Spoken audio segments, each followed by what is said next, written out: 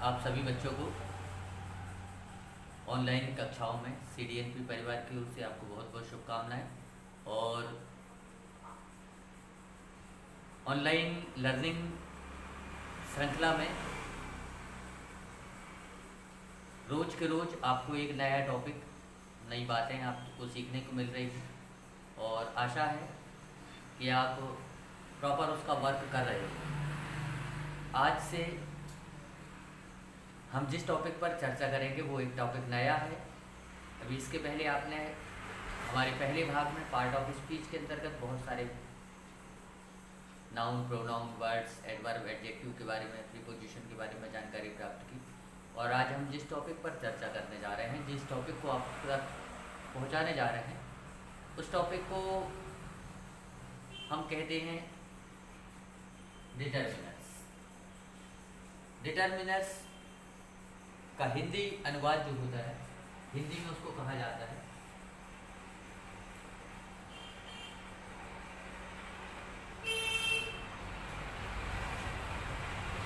निर्धारक।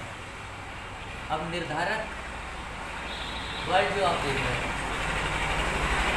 इसका हिंदी अर्थ किसी भी चीज़ को निर्धारित करने वाला शब्द। इसकी डेफिनेशन है, डिटर्मिनर्स के निर्धारक की एक डेफिनेशन है, a word that tell us any quality और quantity of a noun that is called determiners. वह शब्द जो किसी नाउन की क्वालिटी और क्वांटिटी को निर्धारित करता है, उस निर्धारित करने वाले शब्द को हम डिटर्मिनर्स के नाम से जानते हैं, निर्धारक के नाम से जानते हैं। बहुत सारे होते हैं डिटर्मिनर्स, जैसे कि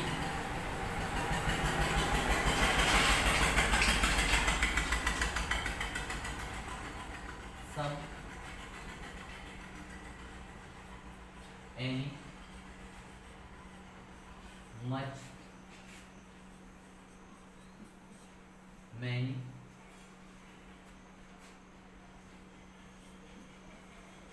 few, a few, the few,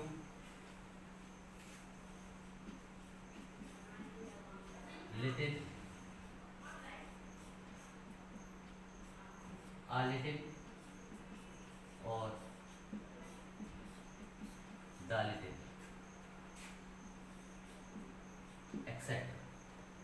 ये ख़त्म नहीं हुए, इसके साथ अभी बहुत सारे हैं जो डिटर्मिनर्स कहलाते हैं। फिलहाल मोस्टली आपकी कक्षाओं में इनका यूज़ ज़्यादा होता है, ज़्यादा प्रयोग में आते हैं और एग्जामिनेशन में लगभग इनका प्रयोग सबसे ज़्यादा होता है।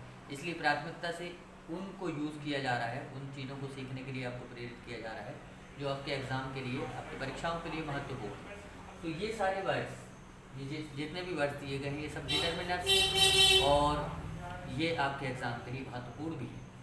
इसके साथ ही एक और डिटर्मिनर्स होता है जिसको आप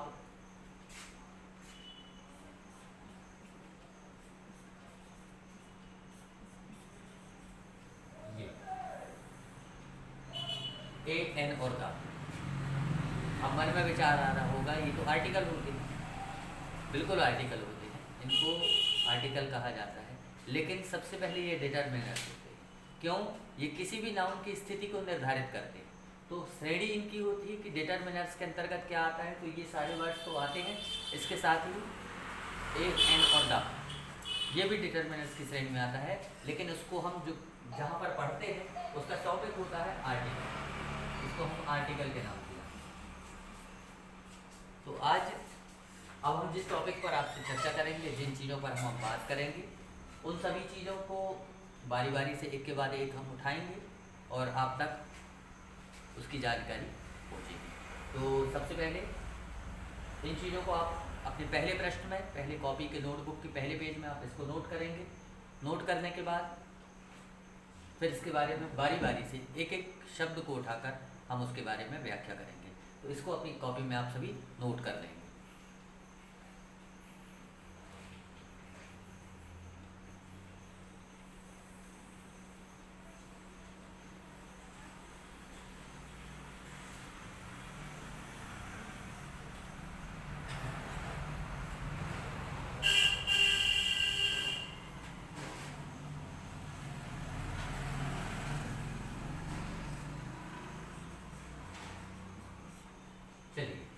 अपने टॉपिक पर पहुंचते हैं और सबसे पहले डिटर्मिनर्स के अंतर्गत हम सबसे पहले सम और एनी निकालते हैं। अभी आपको इसके बारे में सुनना, समझना, जानना है। सम का प्रयोग कब किया जाता है, सम का यूज़ कब किया जाता है? व्हेन वी यूज़ सम और व्हेन वी यूज़ एनी। कब हम सम का प्रयोग करते हैं और कब हम एनी का भी यूज़ करते हैं, ध्यान दें। सबसे पहले कंडीशन नंबर 1, सम का यूज़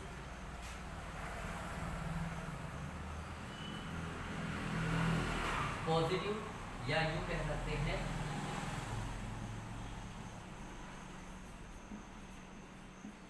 अफर्मेटिव सेंटेंस में यूज़ करते हैं सम का यूज़, जबकि वहीं पर एनी का जो यूज़ होता है वह नेगेटिव पोलैरिटी वाले सेंटेंस में यूज़ किया जाता है। सम जब भी यूज़ किया जाएगा उसको अफर्मेटिव सेंटेंस में यूज़ करेंगे और एनी का यूज़ हम तब करेंगे जब सेंटेंस नेगेटिव हो। अब इस बातों को डायरेक्ट बोल कर पूरी चीज़ क्लियर नहीं हो सकती, आप सेंटेंस के माध्यम से उसको समझें कि आखिर अफर्मेटिव सेंटेंस क्या होता है, नेगेटिव सेंटेंस क्या होता है। 4 या 5 प्रकार के लगभग सेंटेंस होते हैं जिसमें इंटरोगेटिव, नेगेटिव, अफर्मेटिव, इम्परेटिव, इस तरह के सेंटेंस होते हैं, जिनमें से आप मुख्यतः 3 प्रकार या 4 प्रकार आपके एग्जामिनेशन से रिलेटेड पूछे जाते हैं और उसको आप करना होता है और उसके बारे में आपको जानकारी होना चाहिए। तो अफर्मेटिव सेंटेंस के कौन से होते हैं? जिसमें हमको आंसर हाँ में मिलने की उम्मीद हो, ऐसा सेंटेंस अफर्मेटिव सेंटेंस होता है। जिसमें नकारात्मक बात कही गई, नहीं शब्द का प्रयोग किया गया है, मत शब्द का प्रयोग किया गया है, नो, नेवर, नॉट का यूज़ किया गया है, ऐसा शब्द, ऐसा सेंटेंस नेगेटिव सेंटेंस कहलाता है। और क्वेश्चन इंटरोगेटिव, इंटरोगेटिव सेंटेंस ऐसा जिस सेंटेंस की शुरुआत क्या से हो रही हो, या ऐसा सेंटेंस जिसमें हेल्पिंग वर्ब सबसे पहले लगी हो, जैसे are you going to school. अब देखो आर वर्ड को, आर एक हेल्पिंग वर्ब है, सहायक क्रिया है, आगे जाके पता लगेगा अगर उसके बारे में जानकारी नहीं है तो। फिलहाल हम आपको बेसिक ज्ञान करा रहे हैं, डिटरमिनेंट्स के बारे में पढ़ा रहे हैं, इसलिए वहाँ पर बात करना जरूरी है। यदि बोला हमने are you going to school, यहाँ पर जो आर है वो हेल्पिंग वर्ब है और सबसे पहले बोला मैंने। और जब हेल्पिंग वर्ब कोई सबसे पहले बोली जाती है, सबसे पहले लिखी जाती है, तो ऐसा सेंटेंस इंटरोगेटिव सेंटेंस कहलाता है। या एक सेंटेंस होता है क्वेश्चन। क्वेश्चन कैसे स्टार्ट होते हैं? क्वेश्चन हमेशा WH वर्ड से स्टार्ट होते हैं। जब कभी किसी सेंटेंस में व्हाट, वेयर, व्हेन, विच से स्टार्ट हो तो संभावना है कि वह सेंटेंस इंटरोगेटिव होगा, क्वेश्चन होगा। लेकिन संभावना देखिए, हमने यहाँ पर संभावना वर्ड का प्रयोग किया है। क्यों? क्योंकि जरूरी नहीं कि व्हाट से स्टार्ट होने वाला, व्हेन से स्टार्ट होने वाला, वेयर से स्टार्ट होने वाला सेंटेंस क्वेश्चन हो ही। क्वेश्चन कब बनता है सेंटेंस? जब पहले WH वर्ड दिया हो और उसके तुरंत बाद कोई हेल्पिंग वर्ब आए और उसके बाद सेंटेंस क्रिएट हो, तो वो क्वेश्चन कहलाएगा। लेकिन अगर सेंटेंस में कोई WH वर्ड स्टार्ट में दिया है लेकिन हेल्पिंग वर्ब सब्जेक्ट के बाद में लिखी हुई है, तो ऐसा सेंटेंस क्वेश्चन वर्ड नहीं कहलाता, वो एक नाउन क्लास कहलाता है। उसको नाउन क्लास की श्रेणी में हम जाकर उसको पढ़ाई करते हैं, उसको पढ़ते हैं, उसके बारे में जानते हैं। फिलहाल टॉपिक के बारे में चर्चा कर रहे हैं, टॉपिक पढ़ रहे हैं, आप सम और एनी के बारे में जानकारियों को प्राप्त कर रहे हैं। तो सम का प्रयोग हमने बताया कि सम का प्रयोग अफर्मेटिव सेंटेंस में होता है, जबकि एनी का यूज़ हम नेगेटिव सेंटेंस में करते हैं। देखें,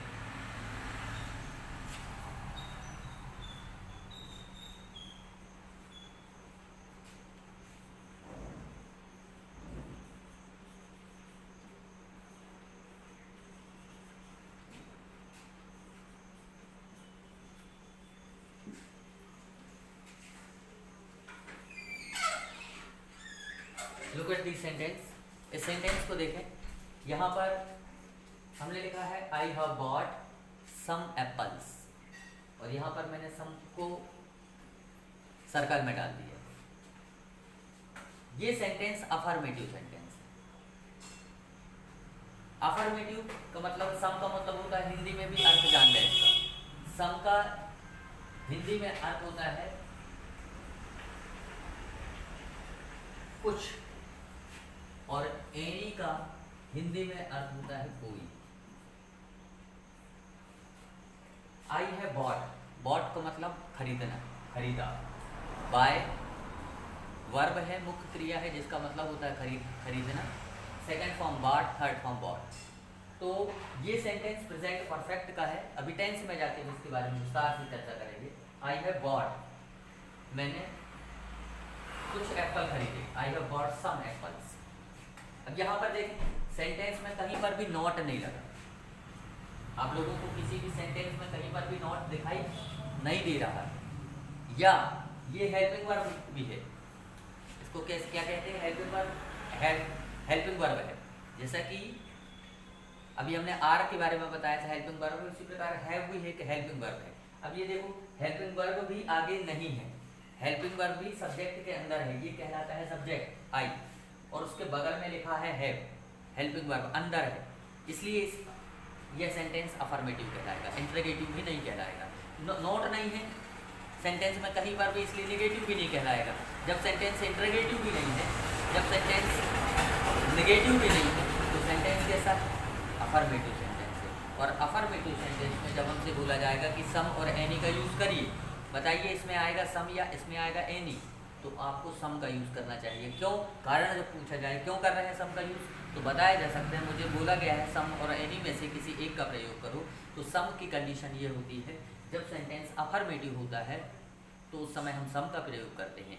लेकिन अगर सेंटेंस इंटरोगेटिव होता है तो सम और एनी को कंडीशन के हिसाब से यूज़ किया जाता है, जिसके बारे में अभी मैं और आपको बताने जा रहा हूँ। तो I have bought some apples, मैंने कुछ एप्पल्स खरीदे। चूँकि सेंटेंस अफर्मेटिव था इसलिए यूज़ किया गया सम का। यही सेंटेंस मैं चेंज कर रहा हूँ, अब लिखूँगा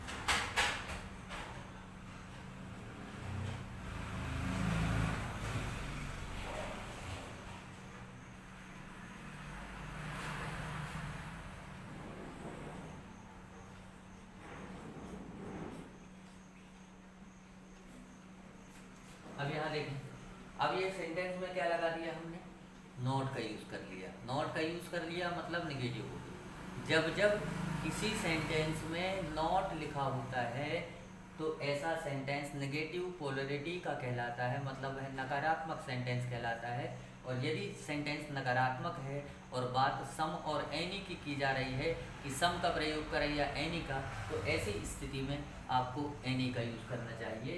तो सेंटेंस दोनों सेम है, फ़र्क सिर्फ इतना आ गया कि इस सेंटेंस में नॉट नहीं था और इस सेंटेंस में नॉट आ गया है, सेंटेंस नेगेटिव बन गया है। इसलिए अब हम यहाँ पर यूज़ करेंगे any. I have not bought any apples. Understand, I hope आप लोगों को समझ में आ रहा होगा, आशा है।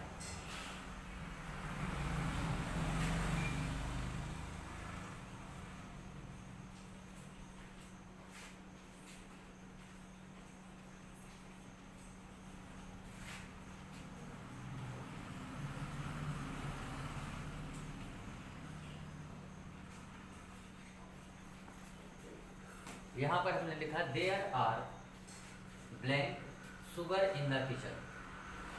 अब आपको सम और एनी का यूज़ करना है। चलिए सोचिए, मन में विचार करिए, यहाँ सम आना चाहिए या एनी आना चाहिए, विचार करिए।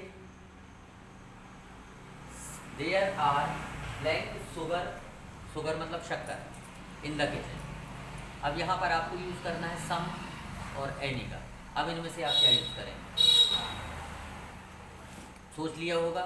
कई लोगों के विचार में एनी आया होगा और कई लोगों के विचार में सम आया होगा। आपका आंसर अगर सम है तो आप करेक्ट हैं। सम इसलिए क्योंकि सम का प्रयोग अफर्मेटिव में होता है इसलिए, और सेंटेंस कैसा है, अफर्मेटिव है, इसलिए यूज़ किया जाएगा सम का। यही सेंटेंस अगर वापस नेगेटिव हम कर दें, लिख दिया जाए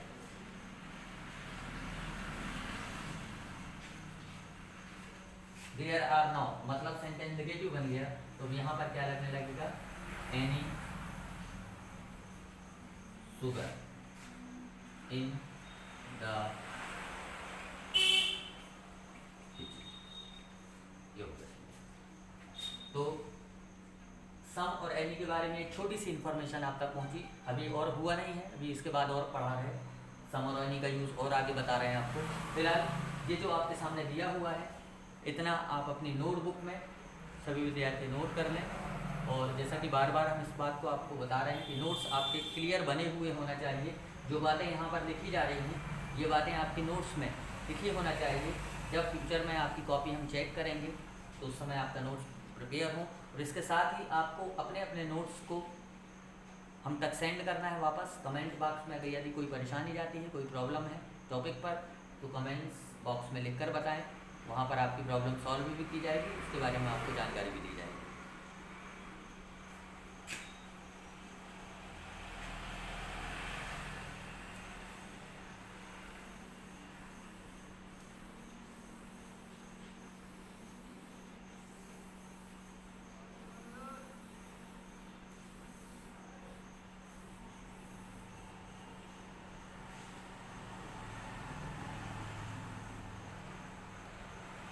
अभी आपने सुना कि सम का प्रयोग अफर्मेटिव में करते हैं, एनी का प्रयोग नेगेटिव में करते हैं। अब एक और नई बात सुने कि इन दोनों का यूज हम इंटरोगेटिव सेंटेंस में करते हैं।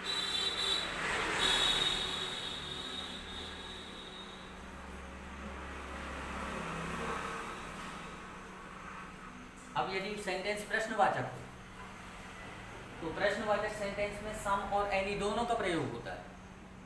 तो यहाँ तो उलझन वाली बात आ गई। वहाँ तो थोड़ा इजी था, ये समझना था सिर्फ कि यदि ये सेंटेंस अफर्मेटिव होता है तो सम का यूज़ करना है, यदि सेंटेंस नेगेटिव होता है तो एनी का यूज़ करना है। लेकिन अब बात आ रही है कि इंट्रोगेटिव सेंटेंस में सम और एनी दोनों का प्रयोग कर सकते हैं। दोनों का मतलब किसी का भी नहीं कि सम का मतलब मेरा मन कर रहा है सम का यूज़ कर लें तो सम कर लें, मेरा मन कर रहा है कि एनी का यूज़ कर लें, तो ऐसा नहीं। फिर कंडीशन भी लगेगी कि किस कंडीशन में सम का यूज़ होगा और किस कंडीशन में एनी का यूज़ होगा। उसके लिए सुने, काउंटेबल और अनकाउंटेबल वर्ड आप जानते होंगे। काउंटेबल का मतलब है ऐसी चीज़ें जिनको आप काउंट कर सकते हैं, और ऐसी चीज़ें जिनको आप नहीं काउंट कर सकते। जिन चीज़ों को आप काउंट कर सकते हैं उसे हम काउंटेबल बोलते हैं, जिन चीज़ों को आप काउंट नहीं कर सकते उसको हम अनकाउंटेबल बोलते हैं। कैसे? यदि सेंटेंस नेगेटिव हो, जैसे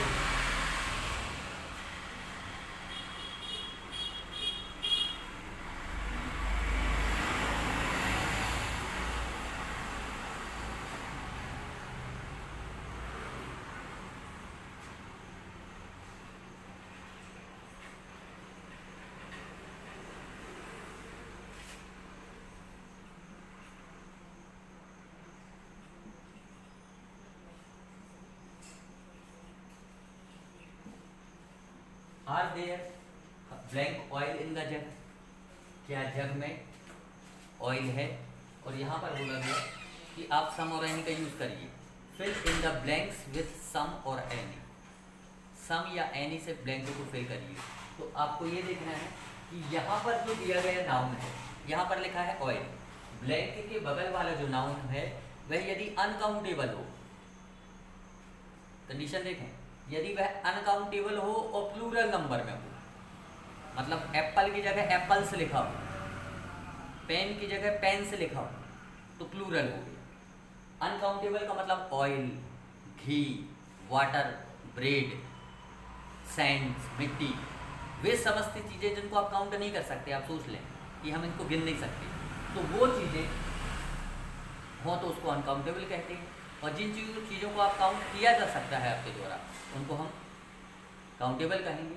यहाँ पर ऑयल जो है वह अनकाउंटेबल है, और अनकाउंटेबल है तो यहाँ पर यूज़ किया जाएगा सम का। Are there some oil in the jug, क्या जग में कुछ ऑयल है? सम का यूज, क्योंकि इंटरोगेटिव सेंटेंस यहाँ देखें आर का यूज़ किया है हमने। अभी हमने अफर्मेटिव नेगेटिव पढ़ा था, अब यहाँ पर हम इंटरोगेटिव सेंटेंस कर रहे हैं। इंटरोगेटिव सेंटेंस में हमने लिखा are there, are helping verb आगे लगी हुई है। जब भी किसी सेंटेंस में कोई हेल्पिंग वर्ब आगे लगी हुई होती है ऐसा सेंटेंस इंटरोगेटिव सेंटेंस कहलाता है। और देखेंगे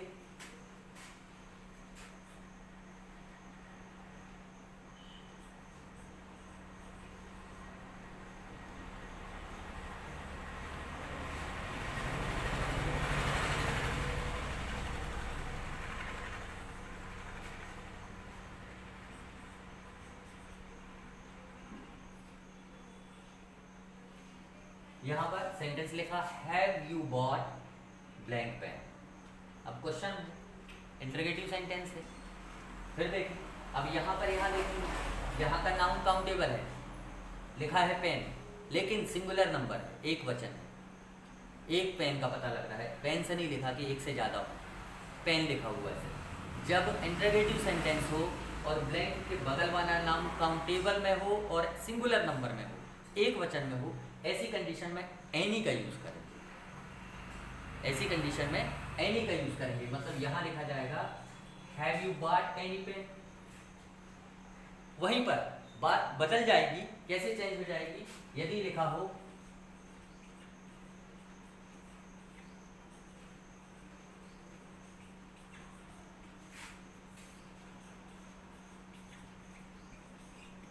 ये have you bought Khalistan pens blank pens. अब यहाँ पर देखिए, पेन वर्ड जो दिया हुआ है वह प्लूरल हो गया, प्लूरल नंबर में आ गया, बहुवचन में आ गया। और यदि प्लूरल नंबर में आ गया है, इसका मतलब है अब यहाँ पर सम का यूज करेंगे। तो ये लिख दिया हमने सम।